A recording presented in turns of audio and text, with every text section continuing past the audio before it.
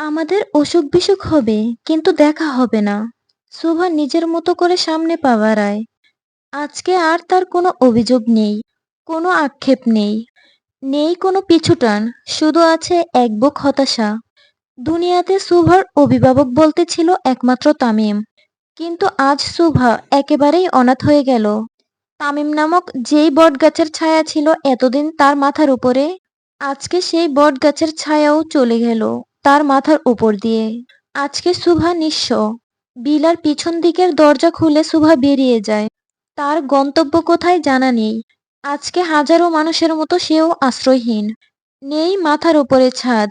আসলে সকলে ঠিকই বলে, সুন্দর হওয়ার চাইতে ভাগ্য সুন্দর হওয়া বেশি জরুরি। আপন গতিতে হাঁটতে থাকে সুভা। সুইজারল্যান্ডের এই সময়টায় বেশ ঠান্ডা অনুভব হয়। আজকে যেন ঠান্ডার মাত্রাটা বেশি লাগছিল সুভার। হয়তো বিটাহীন বলে আজকের বাইরের ঠান্ডাটা তাকে পেয়ে বসেছে। কিছুক্ষণ ধরে হাঁটার পর সুভা থামে, চুপচাপ দাঁড়িয়ে থাকে। কিছু দূর যেয়ে তামিম দাঁড়ায়, সাথে তার পঞ্চপাণ্ডবও। তামিম তার পঞ্চপাণ্ডবের দিকে তাকায়। কি রে, তগো মা তো এখনো আয়েশা ফিল্মের হিরোইনদের মতো জড়াইয়া ধরল না। তামিমের কথা শুনে সকলেই একটু চিন্তায় পড়ে যায়। প্ল্যান তো এটাই ছিল, তামিম চলে যাবে আর সুভা এসে তাকে জড়িয়ে ধরবে, আর তামিম তাকে আবারও বিয়ের জন্য প্রপোজাল দিবে। কিন্তু সে ঘুরে বালি। তামিম আর তার ৫ বলদের দল হাঁটতে হাঁটতে পিছনে যে সুভা আসছে না সেটা বুঝতেই পারিনি। পিছনে তাকা শালার ভাইরা, আমি সামনে যাওয়ার নাটক করি। তামিমের নির্দেশ মতো বাকিরা পিছনে তাকায়। কাম সারছে, ভাই ভাবি তো নাই। তামিম তাড়াতাড়ি করে পিছনে ফিরে তাকায়। আসলেই তো সুভা নেই আশেপাশে।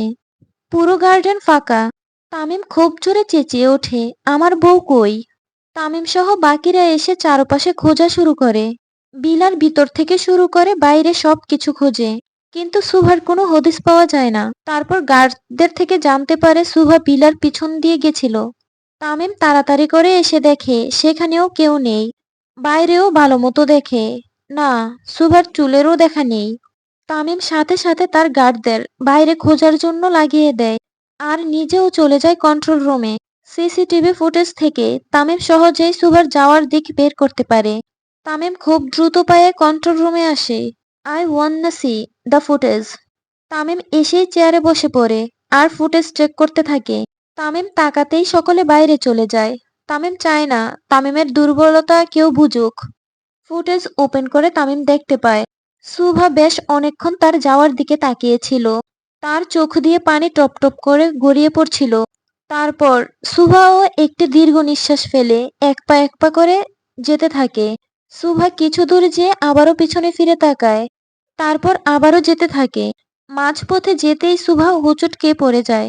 তারপর ওঠে, ড্রেসের ময়লা ঝাড়তে ঝাড়তে চলে যায়। হাতে হয়তো একটু ব্যথাও পেয়েছে। তামিমের চোখ দিয়ে নিজের অজান্তেই পানি চলে আসে। আজকে সে যা করেছে তা বাড়াবাড়ির চরম সীমায় চলে গেছে। তামিমের চোখের পানিও বাদ মানছে না, আপনা আপনি গড়িয়ে পড়ছে। তামিম ছাড়া তো সুভার অভিভাবক বলতে এই দুনিয়াতে কেউ নেই। তার উচিত হয়নি এইভাবে সুভার সাথে মজা করা। তামিম চোখের পানি মুছে বেরিয়ে যায়। খুবই শান্ত মনে বেরিয়ে আসে রুম থেকে। সুভা যে তার একমাত্র দুর্বলতা, এটা তামিম প্রকাশ করতে চায় না, কারণ তামিমের শত্রুরা তার সাথে না পেরে উঠলে তার দুর্বলতা নিয়ে টান দিবে। তামিম এমনভাবে বের হয় যেন কিছুই হয়নি। তামিম বের হতেই গার্ড এসে তাকে ইনফর্ম করে সুভার দেখা পাওয়া গেছে। তামিম এবং তার পঞ্চপাণ্ডব আর বাকি গার্ডরাও বেরিয়ে পড়ে তামিমের সাথে। সুভা বেশি দূর যেতে পারেনি, হেঁটে হেঁটে বিলা থেকে একটু দূরেই গিয়েছিল, তাই তাকে খুঁজে পেতেও অসুবিধা হয়নি তামিমের। উল্টোরত ব্রুক নদীর রেলিং এর কাছে শরীরের সমস্ত বার ছেড়ে দিয়ে পানির দিকে তাকিয়ে থাকে সুভা। নদীর পানিগুলোর সাথে সাথে তার চোখের পানিও বয়ে চলছে। হঠাৎ সুপরিচিত সুঘ্রাণ নাকে ভেসে আসতেই চোখ বন্ধ করে ফেলে সে, কিন্তু পিছনে ফিরে তাকায় না, কারণ সুভা জানে কে তার পিছনে দাঁড়িয়ে আছে। তামিম এসে সোজা পিছন থেকে সুভাকে খুব শক্ত করে জড়িয়ে ধরে। সরি, সরি বউ, আমি তো দুষ্টুমি করছিলাম তোর সাথে। সরি বউ, সরি। সুভা কিছু না বলে চুপচাপ একইভাবে দাঁড়িয়ে থাকে। ও বউ, আমি তো মজা করছিলাম। হ্যাঁ, ভালো। সুভার এত ঠান্ডা ব্যবহারে তামিমের মনে আরো সংশয় বাড়িয়ে দেয়। এমন করিস না বউ। আমার সুন্দর বউ না তুমি? আমার পরী। চলো বাড়ি চলো। আমার কোনো বাড়ি নেই। আমি অনাথ।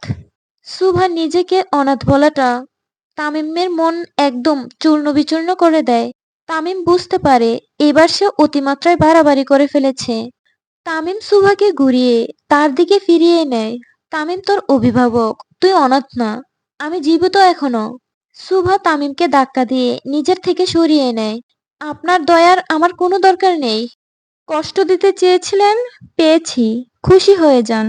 আপনি সাকসেসফুল। সুভা সামনের দিকে হাঁটতে থাকে চুপচাপ। আর তামিমও তাকে ঘিরে ধরে। বউ, বউ, শোন, এমন করিস না। আমি তো প্রাং করছিলাম। মন থেকে কিছু বলিনি। তুই আমার সাথে বাড়ি আয়। সুভা তামিমের থেকে হাত সরিয়ে আবার সামনে যেতে থাকে। আর তামিম আবারও সুভার পথ আটকে দাঁড়ায়। ছাড়ুন আমায়। না, হাত ছাড়ুন। এমন করিস না বইন, আমার সাথে আয়। আরে ভাই, আমার হাত ছাড়েন তো। না, তুই আয়। আমি যাব না। তুই যাবি, তোর আব্বাও যাবে। ওই মরা কঙ্কালকেই নিয়ে যান। তামিম সুভার হাত ধরে যতই নিয়ে যেতে থাকে, সুভা ততই নিজের হাত ছাড়িয়ে সামনে যেতে থাকে। তাদের দেখলে মনে হবে কিন্ডারগার্টেনে পড়ুয়া ছেলে মেয়ে একজন আরেকজনের হাত ধরে টানাটানি করছে। প্লিজ বউ, ছেড়ে যেও না। ছেড়ে যেও না। নাটক। হাত ছাড়েন আমার। না, ছাড়তে বলছি। না। কুত্তা, বিলাই, বান্দর, হাত ছাড় আমার। সুভা খুব জোরে ধমক দিয়ে ওঠে তামিমকে। আউযুবিল্লাহি মিনাশ শাইতানির রাজিম। ফুক ফুক। তামিম দোয়া পড়ে সুভার মাথায় ফু দিতে থাকে। আরে কি সমস্যা? তোরে জিনে আসর করছে বউ, ভুলভাল কথা বলতেছিস। কি? হ, তুই নিজের মধ্যে নাই। তোর বদ জিন ধরছে। আমাকে তুই করে গালি দেওয়াচ্ছে এই বদ জিন। তোর মতো খবিস থাকতে আমাকে কোনো বদ জিন আসর করবে না। আমি খবিস? তার খালাতো ভাই, শয়তানের ঘরে শয়তান। যা সর। বুঝছি, তোকে বড় জিনে ধরছে। বাল ধরছে, যা সর। হায় আল্লাহ, এই সাকিব, জলদি হুজুর ডাক। তোকে ভাবিরে জিনে আসর করছে।